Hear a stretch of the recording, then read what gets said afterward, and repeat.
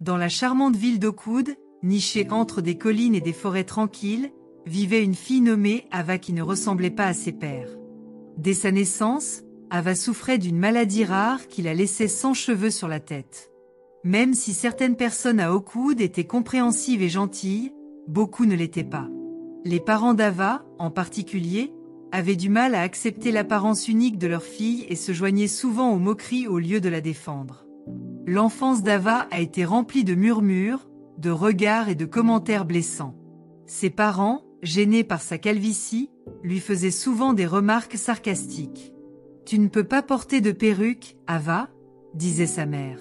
« Pourquoi ne peux-tu pas ressembler davantage aux autres filles » ajouterait son père. Ces commentaires, venant de personnes censées l'aimer de manière inconditionnelle, ont profondément blessé Ava. L'école n'était pas non plus un refuge pour Ava. Ses camarades de classe la taquinaient sans relâche, l'appelant des noms comme Baldi et Cuball. Ils lui retiraient tous les chapeaux ou foulards qu'elle portait, exposant son cuir chevelu nu et se moquant de son inconfort. Malgré la cruauté à laquelle elle a été confrontée, Ava a essayé de rester forte. Elle a trouvé du réconfort dans les livres, l'art et la musique, qui l'ont transportée dans des mondes où les apparences n'avaient pas d'importance. Lors d'une journée d'école particulièrement difficile, après avoir été humiliée par un groupe de tyrans, Ava est rentrée chez elle en larmes. Ses parents, au lieu de la réconforter, l'ont réprimandée pour ne pas avoir fait plus d'efforts pour s'intégrer. « C'est toi qui t'en prends, Ava » dit froidement sa mère. « Si tu portais juste une perruque, rien de tout cela n'arriverait. » Se sentant complètement seule, Ava se retira dans sa chambre et pleura pour s'endormir. Cette nuit-là, elle fit un rêve très vivant.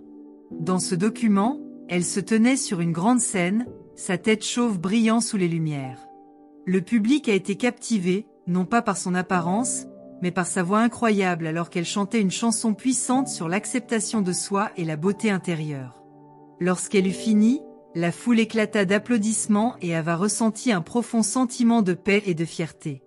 Le rêve est resté avec elle et Ava a décidé de canaliser sa douleur vers quelque chose de positif.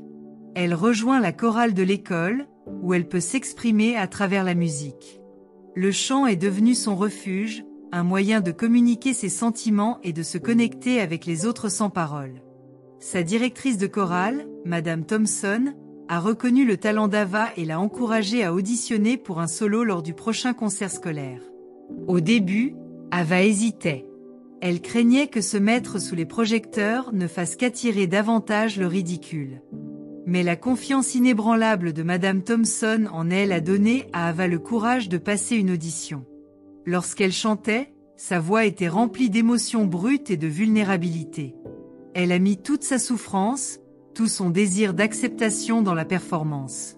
Les juges ont été émus aux larmes et lui ont attribué le solo. Le soir du concert arriva, et la salle était pleine. Les parents d'Ava étaient assis dans le public, leurs expressions illisibles. En montant sur scène, Ava prit une profonde inspiration et se souvint de son rêve. Les lumières brillaient sur sa tête chauve et elle ressentit une vague de peur et d'excitation. Puis la musique a commencé, et Ava s'est mise à chanter. Sa voix a résonné dans l'auditoire, touchant le cœur de toutes les personnes présentes.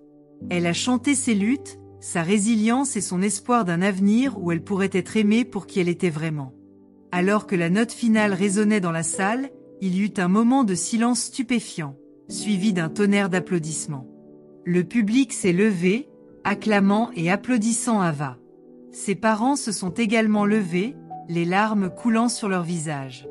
Ils ont finalement vu leur fille, non pas comme une source de honte, mais comme une jeune femme remarquable et courageuse.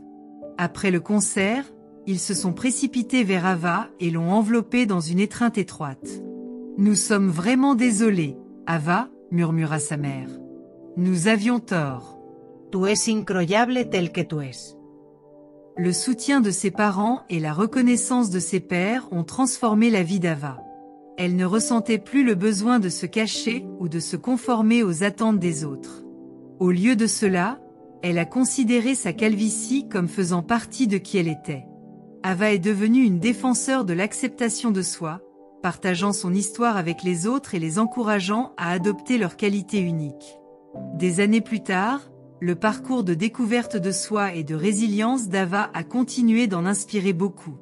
Elle est devenue une chanteuse à succès et une conférencière motivatrice, parcourant le monde pour partager son message d'amour et d'acceptation.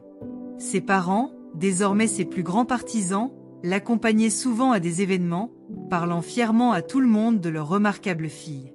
L'histoire d'Ava a rappelé au monde que la vraie beauté réside à l'intérieur et que ce sont nos différences qui nous rendent spéciaux. Elle a montré qu'avec du courage et de la confiance en soi, il est possible de surmonter l'adversité et de devenir une lueur d'espoir pour les autres. La jeune fille dont on se moquait autrefois pour sa calvitie était devenue un symbole de force et d'inspiration, prouvant que s'embrasser soi-même est le plus grand triomphe de tous.